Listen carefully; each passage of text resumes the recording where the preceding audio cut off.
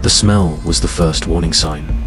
Neighbors inside the Oxford apartments in Milwaukee complained about it for months. A thick, rotten odor drifted through the hallways late at night, clinging to the walls and settling into the carpets. Some tenants believed spoiled meat had been left inside a refrigerator too long. Others blamed broken plumbing or dead rats trapped somewhere behind the building. Nobody imagined the horrifying truth hidden behind apartment 213. Behind that blue door, while music played softly through the darkness, Jeffrey Dahmer sat among human remains. Severed heads rested inside his refrigerator. Polaroid photographs of mutilated bodies filled drawers and cabinets.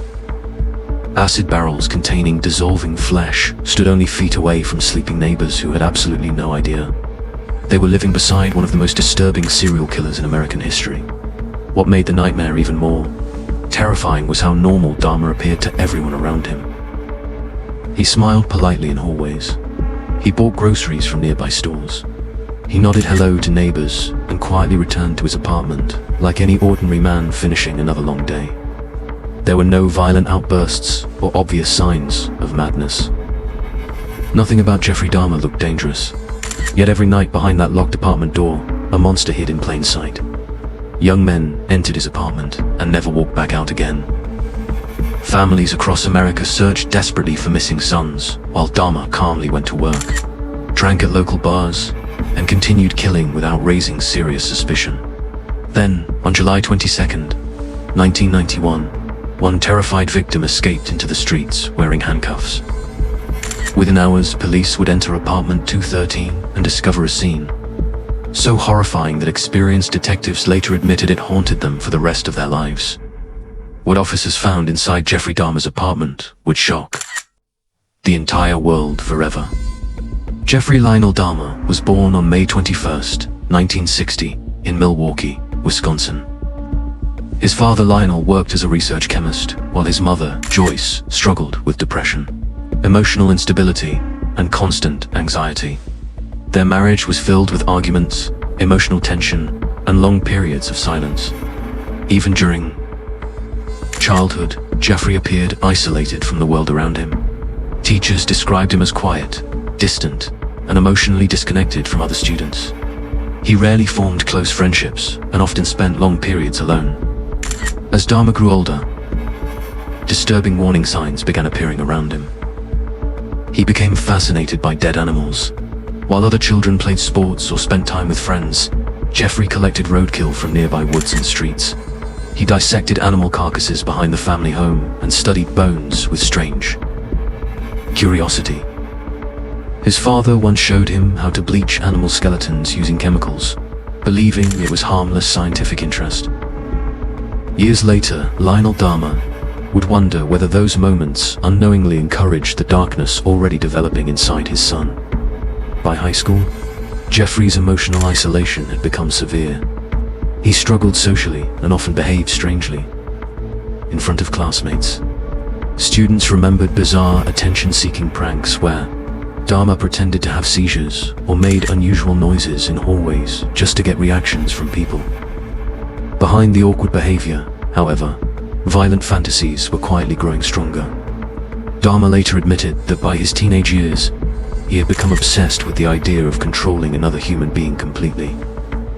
He feared abandonment deeply and wanted victims who could never leave him. At the same time, alcoholism began consuming his life. While still a teenager, Dahmer drank heavily every day. He smuggled alcohol into school and consumed it during classes. Teachers noticed his decline, but nobody understood how dangerous he was becoming. In 1978, shortly after graduating from high school, his parents separated completely. His mother moved away with his younger brother, leaving Jeffrey alone inside the empty family home for several weeks. That isolation changed everything. On June 18, 1978, 18-year-old Stephen Hicks accepted a ride from Dahmer near Bath Township, Ohio. Hicks was hitchhiking to a concert when Jeffrey invited him back to the house for beer and music. The two spent hours drinking together peacefully. But when Hicks prepared to leave, Dahmer panicked. The thought of being abandoned triggered violent fantasies he had hidden for years. Dahmer grabbed a dumbbell and struck Hicks repeatedly before strangling him to death. After the murder, Jeffrey dragged the body into the basement and dismembered it. Later, he crushed the bones and scattered the remains in nearby woods. The killing horrified him at first, but it also awakened something dark inside him. Instead of ending the violence, the murder intensified Dahmer's obsession with control and possession. For nearly 10 years after Stephen Hicks' death, Dahmer drifted through life without direction. He joined the United States Army but was discharged because of severe alcoholism. He briefly lived in Florida before eventually returning to Wisconsin. Relatives tried helping him rebuild his life, but Jeffrey remained emotionally detached and consumed by violent fantasies. He spent nights visiting gay bars, bathhouses, and clubs searching for men he could manipulate and control. Then in 1987, Dahmer killed again. The victim was Stephen Twomey, a young man Dahmer met at a Milwaukee bar. After spending the night drinking together in a hotel room, Dahmer woke up to find Twomey dead beside him, beaten severely. Whether he remembered the exact details or not, the result was the same. Jeffrey Dahmer had crossed the line again, and this time the killings would not stop. Over the next several years, Dahmer murdered repeatedly throughout Milwaukee. He targeted mostly young men, many from vulnerable communities whose disappearances received limited media attention. Dahmer approached victims politely, offering money for photographs or companionship before luring them back to his apartment. Once inside, he drugged them using sleeping pills mixed into alcohol. When victims lost consciousness, Dahmer strangled them, but the murders themselves were only part of the horror. Dahmer photographed bodies after death and carefully dismembered remains inside his apartment. He preserved skulls and body parts as trophies. He later admitted he wanted total control over his victims because dead bodies could never abandon him emotionally. His obsession escalated into horrifying experiments. Dahmer drilled holes into victims' skulls and injected acid into their brains, hoping to create living zombies who would obey him permanently. Every experiment ended in death. Neighbors continued complaining about strange smells and noises coming from apartment 213. Yet police rarely investigated thoroughly. In one of the most shocking failures in modern policing, a 14-year-old victim named Conrad Synthesymphone escaped from Dahmer's apartment in May 1991. The terrified teenager was bleeding and disoriented when witnesses called police for help. But when officers arrived, Dahmer calmly convinced them the boy was simply his intoxicated adult boyfriend. Despite obvious warning signs, police returned the child directly back into Dahmer's custody. Within hours, Conrad was murdered. Inside apartment 213, the nightmare continued growing worse. Black walls surrounded rooms filled with chemicals and hidden remains. Human skulls rested inside cabinets. Preserved body parts filled refrigerators and freezers. Polaroid photographs documented victims during different stages of dismemberment. Investigators later described the apartment as one of the most horrifying crime scenes they had ever witnessed. Everything finally collapsed on July 22nd, 1991. That night, Dahmer met 32-year-old Tracy Edwards and offered him money to return to the apartment for photographs.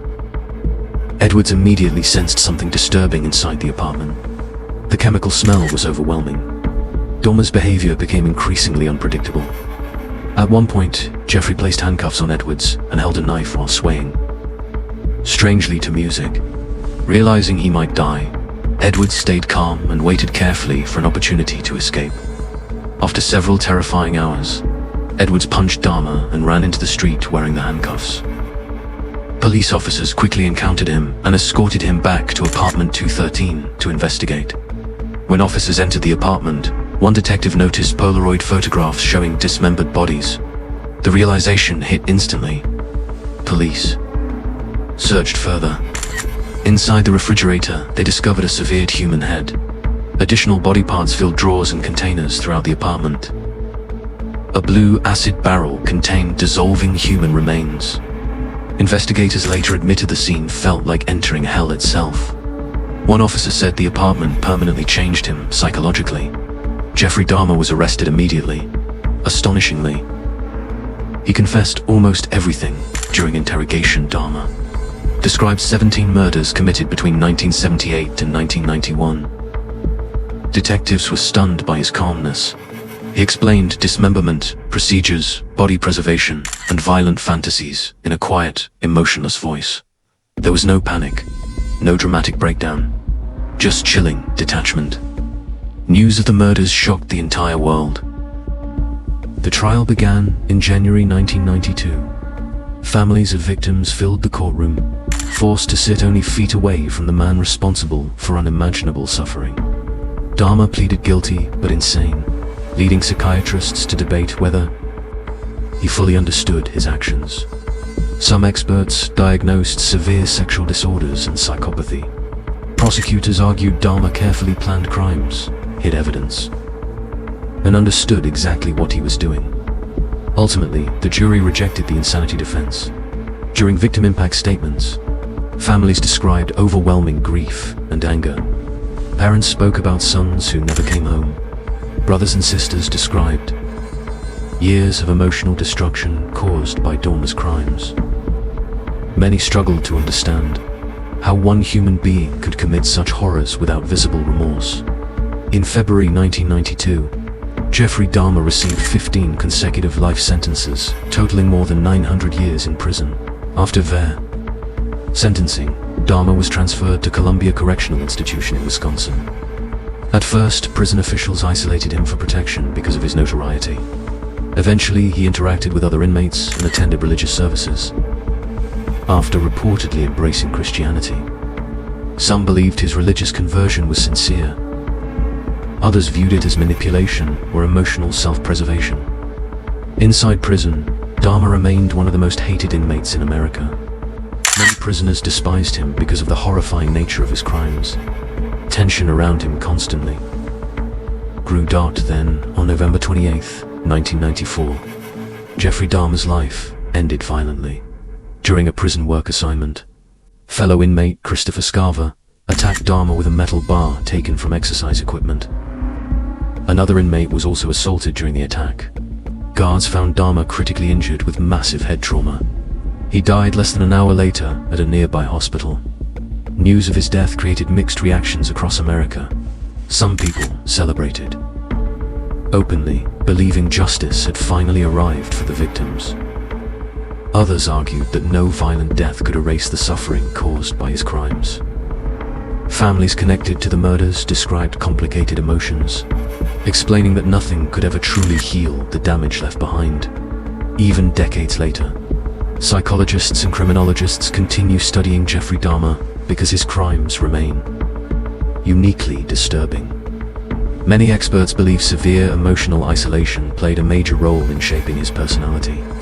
Others point toward alcoholism, abandonment trauma, compulsive fantasies, an inability to form healthy human relationships. Dahmer himself claimed he wanted complete control because he feared being emotionally abandoned. Unlike many serial killers, driven primarily by rage or power, Dahmer appeared consumed by loneliness, twisted into horrifying obsession. He wanted victims who could never leave him. That desire eventually evolved into murder, dismemberment, an act so disturbing they permanently scarred investigators who witnessed the evidence. The case also exposed major failures within law enforcement. Critics argued racism and homophobia contributed to police ignoring warning signs and failing vulnerable victims. The return of Conrad Synthosum phone to Dahmer's apartment remains one of the most disturbing police failures in modern Descendo American history. Today, Jeffrey Dahmer's name remains permanently connected to darkness, horror, and hidden evil. Documentaries, books, and films continue exploring his crimes because people still struggle to understand how someone so outwardly ordinary became capable of unimaginable brutality. Perhaps that is what makes the story truly terrifying. Jeffrey Dahmer did not look like a monster. He was shy, quiet, and soft-spoken. He lived in an ordinary apartment building surrounded by normal people. He smiled politely at neighbors while hiding unimaginable horrors behind his apartment door. Families searched desperately for missing loved ones while Dahmer calmly went to work and blended into everyday life. The nightmare of Jeffrey Dahmer shattered one comforting belief forever. Sometimes the most terrifying monsters are the ones who appear completely ordinary.